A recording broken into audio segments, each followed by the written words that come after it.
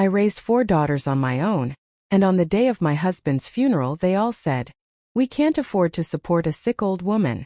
The shock came when I read the will. Subscribe to the channel for more stories like this, and comment the city you're watching from. I never imagined that burying my husband would be the easy part of that day. Harold's funeral was everything he would have wanted: simple, dignified, filled with the people who had known him for 45 years. The church was packed with neighbors, his old work buddies, people from the community center where we used to volunteer together. I sat in the front pew, my hands folded in my lap, trying to focus on the pastor's words about Harold's dedication to family and service. But I couldn't stop stealing glances at my 4 daughters sitting beside me. Sarah, my eldest at 48, kept checking her phone. Linda was whispering something to Margaret, who rolled her eyes in response. Beth, my youngest at 41, stared straight ahead with that expression she'd worn since childhood, like she was enduring something unpleasant that would eventually end. After the service, people approached me with genuine sympathy. Mrs. Chun from down the street squeezed my hand and said, "Harold was so proud of how you raised those girls all by yourself." I smiled and nodded the way I always did when people mentioned my daughters. What else could I say? That I'd spent 30 years feeling like I'd failed at the one thing that mattered most to me? The reception was held at our house, the same house where I'd raised my girls while Harold worked double shifts at the factory. I'd made all the food myself, just like I always did for family gatherings. Ham sandwiches, potato salad, my famous apple pie that the girls used to fight over as children. I was standing in the kitchen, wrapping leftover food for guests to take home, when I heard Sarah's voice from the dining room. She wasn't trying to whisper. "We need to talk about Mom," she said to her sisters. "She can't live alone anymore. Look at her, she's 70, her arthritis is getting worse, and now with Dad gone." "I agree," Linda chimed in. "But I can't take her. David and I are barely managing with the kids' college expenses." My hands froze on the aluminum foil. They were talking about me like I wasn't 20 feet away. "Don't look at me," Margaret said. "Tom lost his job last month. We're trying to refinance the house." "Well, I'm not doing it either," Beth said flatly. "I've got my own life to worry about. Besides, Mom's always been difficult. You know how she gets." Difficult. The word hit me like a slap. I thought about all the times I'd stayed up all night when they were sick, the birthday parties I'd planned on a shoestring budget, the way I'd worked 2 jobs to buy them school clothes while Harold sent every spare penny to his mother in Ohio. Sarah sighed. "Look, we all need to be realistic here. None of us have the space or the money to take care of an elderly woman with health problems. She's going to need professional care soon anyway." "There are places," Linda said. "Assisted living facilities. They're not that expensive." "The cheap ones aren't," Margaret corrected. "But those are basically warehouses for old people." "It's not our fault," Beth said, and I could hear the defensiveness in her voice. "We didn't ask to have an aging parent to deal with. We've got our own families, our own problems." I stood there in my own kitchen, surrounded by the casserole dishes and sympathy cards from people who'd known Harold and me for decades, and I felt something break inside my chest. Not my heart, that had been breaking slowly for years every time one of my daughters looked at me like I was an inconvenience. This was something deeper. It was the last thread of hope I'd been clinging to, that somewhere, underneath their busy lives and their constant complaints about money, my daughters actually cared about me. The pastor walked into the kitchen, probably looking for more coffee. He took one look at my face and stopped. "Rose? Are you all right?" I forced a smile. The same smile I'd been perfecting for 30 years whenever someone asked how my girls were doing. "I'm fine, Pastor Williams. Just tired." He studied me for a moment. "You know, Harold was always talking about how proud he was of you. The way you sacrifice for your family, put everyone else first. He said you were the strongest woman he'd ever known." I nodded, not trusting my voice. The irony wasn't lost on me. Harold had seen my strength, but our daughters had never bothered to look. As the last guests left that evening, my daughters gathered in the living room. I could see them glancing at each other, having some kind of silent conversation. Finally, Sarah cleared her throat. "Mom, we've been talking, and we think it's time to discuss your situation." I sat down in Harold's recliner, the chair where he'd spent his last months watching game shows and telling me stories about his childhood. "What situation is that?" Your living arrangements, Linda said gently, like she was talking to a child. Now that Dad's gone, you're going to need help. And we want you to know that while we don't have the resources to. What they're trying to say, Beth interrupted, clearly impatient with her sister's attempt at diplomacy, is that none of us can take you in. We've all got our own problems to deal with. The silence that followed was deafening. I looked at each of their faces, these women I'd given birth to, nursed through childhood illnesses, supported through heartbreaks and disappointments. And I saw nothing there but relief that they'd finally said it out loud. That night, after they'd all gone back to their own homes and their own lives, I sat alone in the house where I'd spent 45 years being a wife and mother. The silence was complete. No Harold snoring softly in his chair. No daughters calling to complain about their problems or ask for money. Just me, and the devastating realization that I had spent my entire adult life loving people who saw me as nothing more than a burden they couldn't wait to be rid of.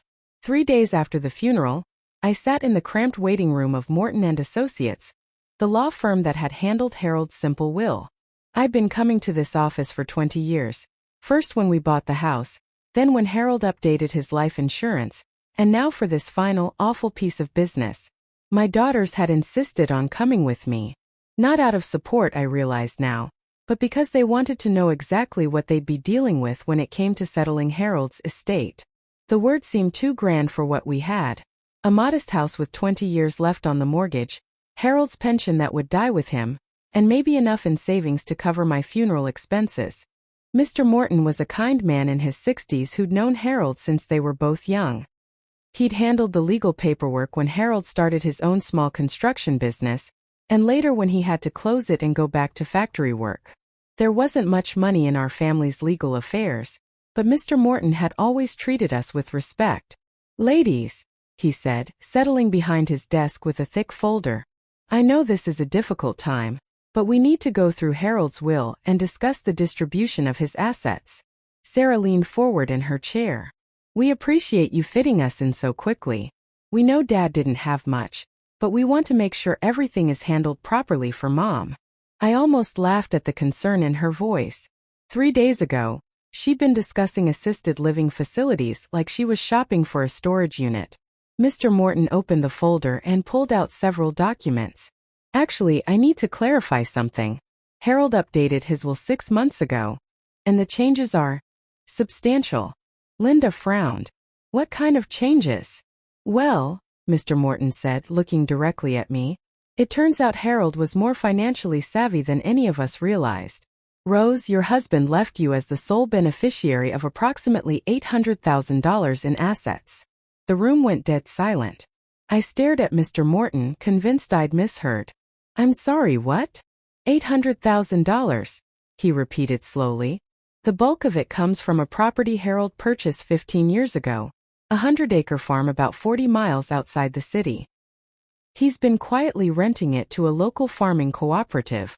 The land has appreciated significantly, and it's now worth around $650,000. There's also $150,000 in various investment accounts that he managed without involving your usual bank. I felt dizzy. Harold and I had lived paycheck to paycheck for 45 years. I'd clipped coupons and shop sales and worried about every unexpected expense. How is that possible? He never said anything. Mr. Morton smiled. Harold was very specific about wanting it to be a surprise. He said, and I quote, Rose spent her whole life taking care of everyone else. It's time someone took care of her. Behind me, I heard Sarah make a choking sound. When I turned around, all 4 of my daughters were staring at Mr. Morton like he just announced aliens had landed. Wait, Margaret said, her voice shaky. All of it goes to Mom? What about us? Mr. Morton consulted the will. Harold left each of you a personal item. Sarah, you receive his watch. Linda gets his toolbox. Margaret, you inherit his book collection. And Beth, you receive his fishing equipment. Beyond that, yes, everything goes to Rose. That can't be right, Beth said, standing up so quickly her chair scraped against the floor. Dad always said he wanted to make sure his grandchildren could go to college. He talked about leaving something for all of us. I'm reading directly from the will, Mr. Morton said gently. But Harold did leave you something else, Rose. A letter. He handed me an envelope with my name written in Harold's careful handwriting. My hand shook as I opened it. My dearest Rose, I read silently. If you're reading this, I'm gone. And I hope that means you're about to discover how much I loved and respected you.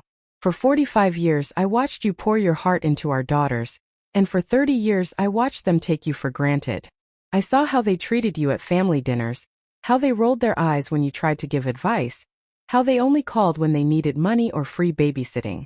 I heard Linda tell her friend that you were becoming a burden. I saw Margaret hide from you at the grocery store because she didn't want to be seen with her embarrassing mother. I watched Sarah teach her children to think of you as the grandmother who gives boring gifts and talks too much. And I saw Beth lie to you about family gatherings you weren't invited to. My throat closed up. I could barely breathe. I should have said something years ago, but I kept hoping they'd grow up, that they'd realize what an incredible mother they had. They never did. So I made sure you'd be taken care of without them. You gave your whole life to people who never appreciated you. Now it's time to live for yourself. Don't let them guilt you into giving away what I worked so hard to leave you. You owe them nothing. All my love, Harold. I sat there staring at the letter, feeling like the floor had opened up beneath me. Harold had known. He'd seen everything I'd tried so hard to ignore or excuse away. Mom! Sarah's voice sounded far away. What does the letter say? I folded it carefully and put it back in the envelope. It says your father loved me very much. The drive home was excruciating.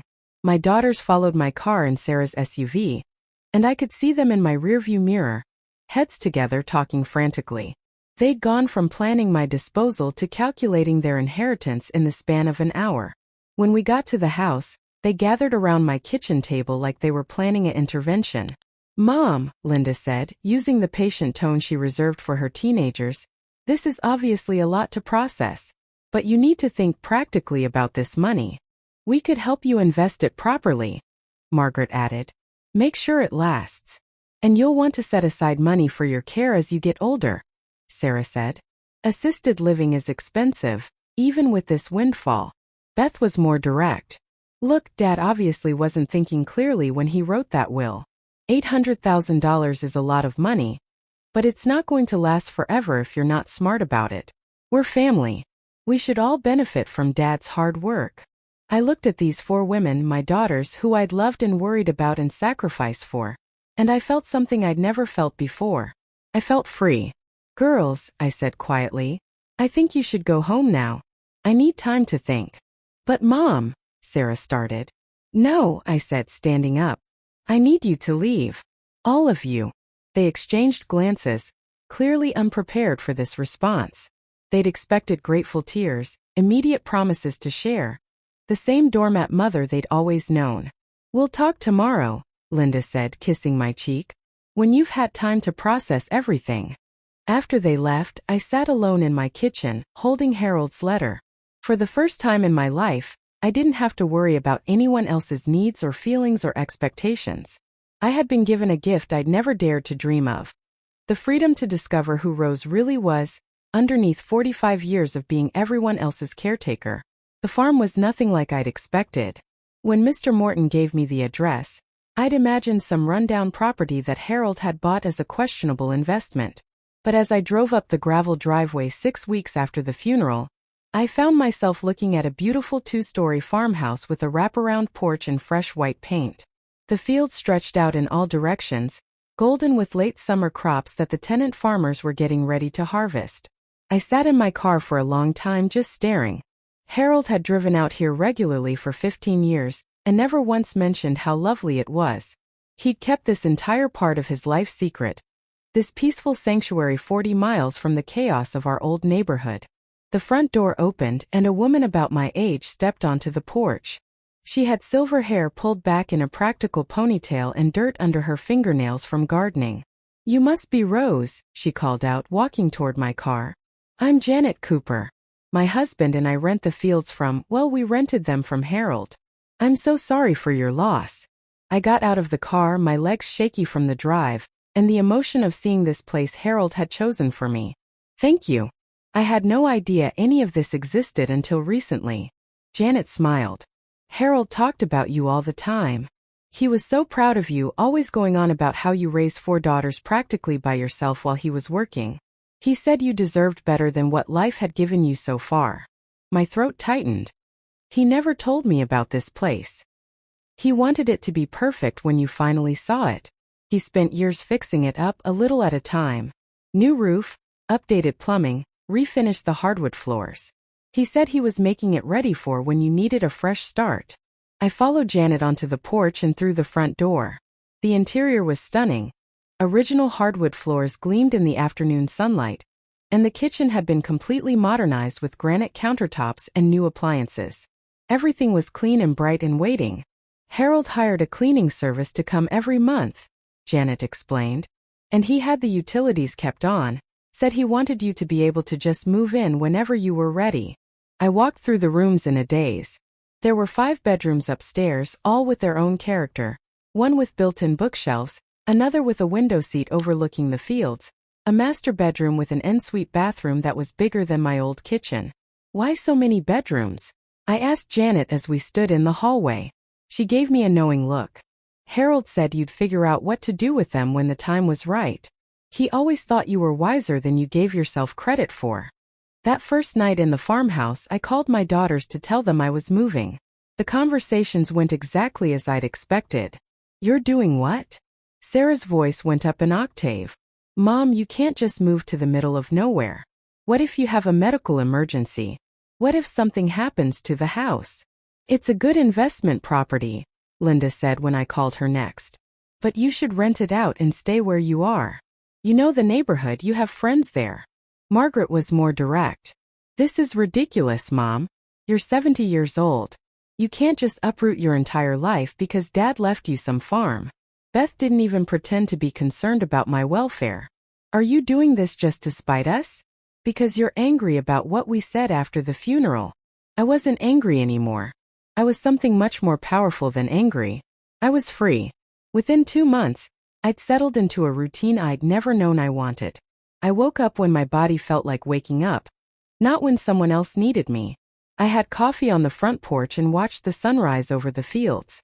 I drove into the small town nearby and introduced myself to the shopkeepers and the librarian and the woman who ran the local diner. And slowly, I started to understand what Harold had intended when he chose this place. The first woman who came to stay was Linda Morrison, not my daughter Linda, but a 63-year-old retired teacher whose own children had put her house up for sale while she was recovering from surgery. She had nowhere to go and no money for a deposit on an apartment. I'd met her at the diner when she was crying over a cup of coffee and telling the waitress she might have to live in her car. Without really thinking about it, I said, I have extra bedrooms if you need a place to stay while you figure things out. Linda Morrison moved into the room with the built-in bookshelves. She helped me plant a vegetable garden and shared grocery expenses, and never once made me feel like I was doing her a favor. She treated me like a friend, not like a burden or a bank account. A month later, Carol Jenkins arrived. She was 58 and had just gotten divorced after her husband left her for a younger woman. Her children lived out of state and were too busy to help her through the transition. She moved into the room with the window seat and started teaching me how to use the computer Harold had bought for the house. By Christmas, I had 4 women living in my farmhouse. We weren't related by blood, but we were family in a way I'd never experienced with my actual daughters. We looked out for each other without keeping score. We shared meals and conversations and comfortable silences. We celebrated each other's small victories and supported each other through difficult days. My daughters visited exactly once during those first 6 months. It was a disaster. They arrived unannounced on a Saturday afternoon, all 4 of them piling out of Sarah's SUV like they were staging an intervention. They walked through my house like they were conducting an inspection, whispering to each other about the strangers I was living with and the money I was wasting on groceries and utilities for people who weren't family.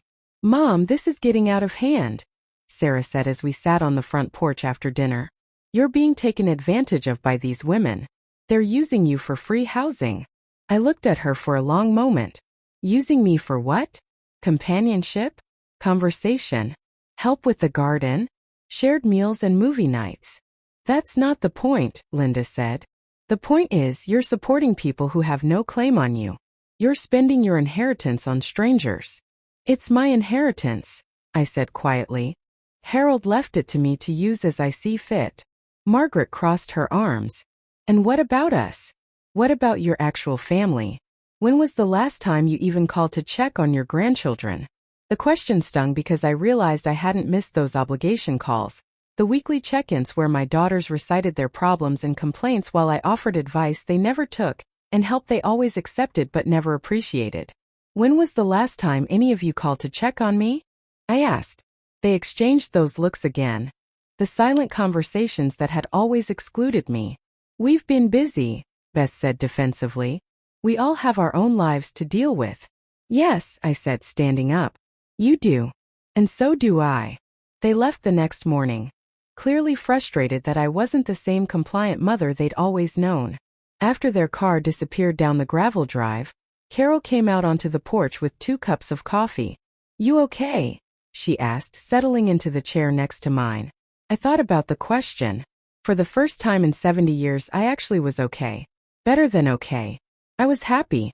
Yes, I said, watching the sun set over the fields Harold had chosen for me. I really am.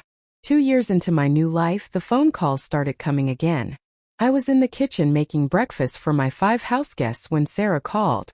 It was 7 a.m. on a Tuesday, which should have been my first warning that something was wrong. Sarah never called before 10 a.m., and certainly not during the week when she was busy with her own schedule. Mom, she said, and her voice had that strained quality I remembered from when she was a teenager asking for money. I hope I'm not catching you at a bad time. I looked around my sunny kitchen at Linda Morrison scrambling eggs, Carol setting the table, and the 3 other women who'd found their way to my farmhouse over the past year. They were chatting about plans for the vegetable garden, and whether we should get chickens for fresh eggs. It was chaos, but it was the good kind, the kind that comes from people actually wanting to be around each other. Not at all, I said. What's going on? Sarah took a deep breath. I need to ask you something, and I hope you'll really think about it before you say no. My stomach dropped. After 2 years of minimal contact, none of my daughters called unless they needed something. David lost his job 3 weeks ago, she continued. The company downsized and they cut his entire department. We're trying to keep it together, but with Kayla starting college next year and the mortgage payments, Mom, we're looking at losing the house. I set down my coffee cup and walked out onto the back porch where I could talk privately. I'm sorry to hear that, Sarah. That must be very stressful. It is, she said, and I could hear her starting to cry. I know things have been difficult between us since Dad died. I know we said things that hurt you, but you're my mother and I need help. We need help. The manipulation was so familiar it was almost comforting. Sarah had always been the most skilled at emotional leverage even as a child. She knew exactly how to make me feel guilty for having boundaries. What kind of help are you looking for? I asked even though I already knew. We need $50,000 to catch up on the mortgage and cover expenses until David finds another job. I know it sounds like a lot, but it's temporary. We'll pay you back as soon as things stabilize. $50,000. 2 years ago, the request would have sent me into a panic about my own security, followed immediately by guilt that I was putting my needs before my daughter's family. But I'd learned something important during my time on the farm. When people show you who they are, believe them. Sarah, I said carefully, when was the last time you called me just to see how I was doing? There was a pause. What does that have to do with anything? When was the last time you visited? Not the time you all came here to lecture me about my living situation, but a real visit where you wanted to spend time with me. Mom, this isn't the time for guilt trips. My family is about to lose everything. Answer the question. Another pause, longer this time. I don't know. We've all been busy with our own lives. You seem to have plenty of company these days. I closed my eyes. I'll think about it and get back to you. Think about it? Mom, this is an emergency. We don't have time for you to think about it. Then I guess my answer is no. I hung up before she could respond, my hands shaking. Through the kitchen window, I could see my housemates continuing their morning routine, giving me privacy while staying close enough that I felt supported. These women, who owed me nothing, had somehow figured out how to love me better in 2 years than my own daughters had in 5 decades. The next call came from Linda that afternoon. Then Margaret the following day. Finally, Beth called on Friday night, and she didn't bother with Sarah's subtle approach. "Mom, what the hell is wrong with you? Sarah told us you refused to help her family. They're about to lose their house, and you're sitting on a fortune playing house with a bunch of strangers." "Those strangers," I said evenly, "remembered my birthday last month. They made me a cake and gave me a herb garden kit because they know I like to cook." "When was the last time you remembered my birthday, Beth?" "Oh, for God's sake. This isn't about birthdays. This is about family responsibility. You're our mother. You're supposed to help us when we need it." "I was your mother for 30 years, I said. "I helped you with homework and heartbreak and every crisis you brought to my door. I gave you everything I had to give. What did you ever give me in return?" "We gave you grandchildren," she snapped. "We gave you the chance to be part of our lives." "No," I said, feeling something settle into place that had been shifting for months. "You gave me obligations. You gave me guilt trips when I couldn't babysit on demand. You gave me criticism about my cooking and my house and my clothes and my opinions. You gave me the clear message that I was a burden you were grudgingly tolerating." "That's not." "It is true," I interrupted. "And I'm done pretending otherwise." The intervention happened on a Saturday in October. All 4 daughters arrived together, along with 2 of my grandsons who were clearly uncomfortable being dragged into family drama. They'd planned this, rehearsed it, probably assigned each other roles in whatever script they'd written. I watched them get out of their cars from my front porch, where I was sitting with Carol and Linda Morrison. My housemates had offered to make themselves scarce for the afternoon, but I'd asked them to stay. I needed witnesses to my own strength. "Mom," Sarah said as they approached the porch, "we need to have a serious conversation about your future." "My future seems to be going just fine," I replied. "But please enlighten me." They arranged themselves in the living room like they were conducting a board meeting. Margaret had brought a folder of papers. Linda had printed out articles from the internet. Beth sat with her arms crossed, clearly annoyed that this was taking so long. "We've been talking," Sarah began, "and we're concerned about your mental state." I almost laughed. "My mental state? You're living with strangers," Margaret said, consulting her papers. "You've isolated yourself from your family. You're making financial decisions that don't make sense. These are all signs of cognitive decline in elderly people." "Cognitive decline," I repeated. "Because I'm happy?" "Because you're not acting like yourself," Linda said. "The mother we know would never turn her back on her own children when they needed help." And there it was. The truth they'd been dancing around for 2 years. I wasn't acting like the mother they knew, the one who sacrificed everything for people who gave nothing back. I wasn't playing my assigned role in their family drama anymore. "You're right," I said.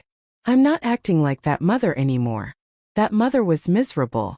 That mother spent 50 years putting everyone else's needs first and getting nothing but criticism in return. That mother died when you 4 stood in this very room and announced that I was a burden you couldn't afford to carry." "We never said that," Sarah protested. "You said exactly that. The day we buried your father, you had a meeting about what to do with me. You discussed assisted living facilities like you were shopping for storage units. You made it clear that supporting me financially or emotionally was not an option for any of you." The room went quiet. Even my grandsons looked uncomfortable. "But here's what you didn't count on," I continued. "Your father knew exactly what kind of people you were. He spent 15 years planning for this moment, making sure I'd never have to depend on any of you for anything. And now that I don't need you, you can't stand it." "We're your family," Beth said, her voice rising. "Family takes care of each other." "You're absolutely right," I said, standing up. "Family does take care of each other. The women in this house understand that. We share meals and chores and expenses. We celebrate each other's good news and comfort each other during hard times. We show up for each other without keeping score." I looked at each of my daughters' faces, seeing the confusion and anger and desperate calculation there. "But you 4 stopped being my family the day you decided I was disposable. Now you're just people I used to know who want my money." The silence that followed my words was deafening. My grandsons shifted uncomfortably in their chairs, clearly wishing they were anywhere else. Sarah's face had gone pale, while Beth's had turned red with anger. Margaret clutched her folder of printed articles like they were a weapon she could still use against me. That's enough, Linda said, standing up abruptly. Mom, you're clearly not thinking straight. We didn't come here to be insulted. No, I said, my voice steady. You came here to manipulate me into giving you money by questioning my mental capacity. You came here to make me feel guilty for being happy. You came here because you can't accept that I finally stopped playing the role you assigned me. Sarah tried a different approach, her voice softening into the tone she used with her own children when they were being difficult. Mom, we love you. We've always loved you. But you have to understand how this looks from our perspective. You've completely changed your life, you're living with people we don't know. And you're making decisions that seem impulsive. Impulsive, I repeated. Like what? Like this whole arrangement, Margaret said, gesturing around the room. You're essentially running a boarding house for troubled women. What happens when one of them steals from you? What happens when they stop paying their share? What happens when you get sick and need care? And these strangers decide they don't want to deal with it. I looked at her for a long moment. Margaret, when you had pneumonia 3 years ago, did I visit you in the hospital? She blinked, clearly confused by the change of subject. Yes, but I brought you homemade soup every day for 2 weeks after you got home. I watched your kids while Tom worked overtime to catch up on the bills from your hospital stay. I never asked for anything in return. That's different. You're our mother. When Carol had her gallbladder surgery last month, Linda Morrison drove her to every doctor's appointment. Janet Cooper brought meals for a week. I helped her with her insurance paperwork and never left her side in the hospital. And you know what? None of us are related. We do it because we care about each other. Beth rolled her eyes. That's a lovely story, Mom. But these women are using you. They found a soft touch and they're taking advantage. The way you four took advantage of me for 30 years? The question hung in the air like a challenge. I could see them trying to formulate responses, to find ways to justify decades of one-sided relationships. That's completely different, Sarah said finally. We're your children. It's natural for parents to help their children. And what's natural for children to do for their parents? No one answered. I walked to the mantelpiece where I kept Harold's letter, the one he'd left with the will. I'd read it so many times the paper was soft from handling. Your father wrote something in here that I think you need to hear, I said.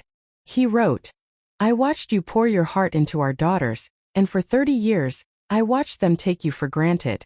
I saw how they treated you at family dinners, how they rolled their eyes when you tried to give advice, how they only called when they needed money or free babysitting. I looked up at their faces. Sarah was staring at the floor. Linda was picking at her fingernails. Margaret had her arms crossed defensively. Beth was glaring at me like I was the enemy. He also wrote this. I heard Linda tell her friend that you were becoming a burden. I saw Margaret hide from you at the grocery store because she didn't want to be seen with her embarrassing mother. I watched Sarah teach her children to think of you as the grandmother who gives boring gifts and talks too much. And I saw Beth lie to you about family gatherings you weren't invited to. Margaret's face crumpled. Dad was sick at the end. He probably misunderstood. Harold was sharp as a tack until the day he died, I said firmly. He saw everything because he was paying attention. Something none of you ever bothered to do. Beth stood up, her face flushed with anger. Fine. You want to play the victim? You want to pretend we're these terrible people who never appreciated you? Go ahead. But don't expect us to keep coming back here begging for scraps of your attention, when you clearly prefer your new family. I don't expect anything from any of you, I said. I stopped expecting anything from you years ago. Good, Beth snapped. Because Sarah's family is about to lose their house, and you could prevent it with a phone call to your bank. Linda's marriage is falling apart because of financial stress, and you could help. Margaret's son can't afford college, and you have more money than you could spend in 3 lifetimes. But instead you're hoarding it while you play house with a bunch of strangers. Beth, Sarah said sharply, clearly embarrassed by her sister's outburst. No, I'm tired of pretending, Beth continued. I'm tired of walking on eggshells around someone who obviously cares more about looking like a saint to her new friends than helping her own flesh and blood. I felt something shift inside me, a final piece of armor clicking into place. You think I'm hoarding money? Let me tell you where Harold's money has gone in the past 2 years. I walked to the kitchen and came back with a manila folder of my own. I've donated $50,000 to the local food bank. Another $30,000 to the shelter for domestic violence survivors. I've paid off the medical debt for 3 families in town who were facing bankruptcy. I've funded scholarships for 2 high school students whose parents couldn't afford college. I opened the folder and pulled out receipts and thank you letters. I've spent more money helping strangers in 2 years than you 4 spent helping me in 30. And you know what? Every single one of those strangers sent me a thank you note. Every single one of them treats me with more respect and gratitude than my own daughters ever have. The room was completely silent now. So yes, I continued, I am hoarding money. I'm saving it for people who will appreciate it. I'm saving it for women like the ones who live in this house, who understand that kindness isn't a transaction and love isn't conditional. Sarah started to cry. Mom, please. We need you. Sarah's family really is in trouble. And I'm sorry about that, I said, and I meant it. But your problems are not my emergency. Your choices are not my responsibility. You made it clear 2 years ago that I was not your responsibility either. I looked at each of them one last time. I think it's time for you to leave. They gathered their things in stunned silence. At the front door, Sarah turned back one more time. What if we never come back? She asked, and I could hear the threat underneath the question. I thought about it for a moment, really considered what my life would look like without the weight of their disapproval, without the constant guilt trips and impossible expectations. Then I guess I'll finally have the peaceful old age your father wanted me to have. After their cars disappeared down the gravel driveway, I sat on the front porch with Carol and Linda Morrison, watching the sunset paint the fields gold. That was hard, Carol said gently. Yes, I agreed. But not as hard as spending the rest of my life pretending they cared about me. Linda Morrison squeezed my hand. You did the right thing. For the first time in 70 years I knew she was right. 5 years later, I was standing in my vegetable garden picking tomatoes when I heard a car coming up the gravel driveway. It was a Saturday morning in late August, and the air was thick with the sweet smell of ripening fruit and the sound of bees working the lavender bushes Carol had planted along the fence. I didn't look up immediately. Over the years, I'd learned to distinguish between the sounds of expected visitors and unwelcome ones. This car moved slowly, hesitantly, like the driver wasn't sure they wanted to be here. When I finally glanced toward the house, I saw Sarah getting out of her Honda. She was alone, which was unusual. In the past 5 years, my daughters had only attempted contact a handful of times, and never individually. They seemed to think there was safety in numbers, as if ganging up on me would somehow restore the old dynamic where I did whatever they wanted. Sarah looked older than her 53 years. Her hair was streaked with gray she'd stopped trying to hide, and she'd lost weight in a way that suggested stress rather than intention. She stood by her car for a long moment, staring at the farmhouse where Janet Cooper was hanging laundry on the line, and Linda Morrison was sitting on the front porch reading a book. I set down my basket of tomatoes and walked over to her. Sarah. Mom. Her voice was quiet, uncertain. I wasn't sure you'd talk to me. I'm talking to you, I said. What did you need? She flinched at my directness. The old Rose would have invited her in immediately, would have offered coffee and made small talk, would have pretended the past 5 years of silence hadn't happened. I came to tell you something, she said. David and I are getting divorced. I waited for the rest, for the request that would inevitably follow this news. When it didn't come, I said, I'm sorry to hear that. We lost the house 3 years ago. After you said no to helping us, we couldn't make the payments. David blamed me for not being able to convince you to give us the money. I blamed him for putting us in a position where we needed it. She kicked at the gravel with her shoe, a gesture so reminiscent of her teenage years that for a moment I could see the sullen 16-year-old who'd once lived in my house. The marriage had been falling apart for a while, she continued. The money thing just made it impossible to ignore anymore. We spent 2 years fighting about everything, whose fault it was that we were struggling, why you wouldn't help us, whether we were terrible people or you were. And what conclusion did you reach? I asked. Sarah looked up at me, and I saw something in her eyes I'd never seen before. That I don't know who you are anymore. The mom I knew would have given us that money even if it meant sacrificing her own security. She would have felt guilty about our problems and fixed them even when they weren't her fault. That mother was miserable, I said simply. I know. The admission seemed to surprise her as much as it surprised me. I can see that now. I can see how we took advantage of your guilt. How we used your love for us as a weapon against you. A bee landed on the lavender bush next to us, fat and drowsy with nectar. In the distance, I could hear Janet's granddaughter playing with the chickens we'd finally gotten the year before. Why are you telling me this? I asked. Sarah's eyes filled with tears. Because Kayla's getting married next month, and she asked me if I was going to invite you to the wedding. And I realized I didn't know how to answer that question. My granddaughter, who I'd barely seen since moving to the farm. What did you tell her? I told her the truth. That I hurt you so badly you don't want to be part of our family anymore. That I was selfish and cruel and I drove away the one person who loved me unconditionally for 30 years. Sarah. No, let me finish. She wiped her eyes with the back of her hand. Kayla said something that made me realize how wrong I've been about everything. She said, Mom, maybe Grandma Rose isn't the one who left the family. Maybe the family left her. The words hung between us like a bridge. I wasn't sure I wanted to cross. I'm not here to ask for money, Sarah continued. I'm not here to guilt you into resuming the role you played for so many years. I'm here to say I'm sorry. I'm sorry for taking you for granted. I'm sorry for treating you like an obligation instead of a person. I'm sorry for teaching my children that you were someone to endure rather than someone to cherish. I looked at this woman, my eldest daughter, who had finally said the words I'd waited my whole life to hear. And I'm sorry it took me 5 years to figure out how to apologize, she added.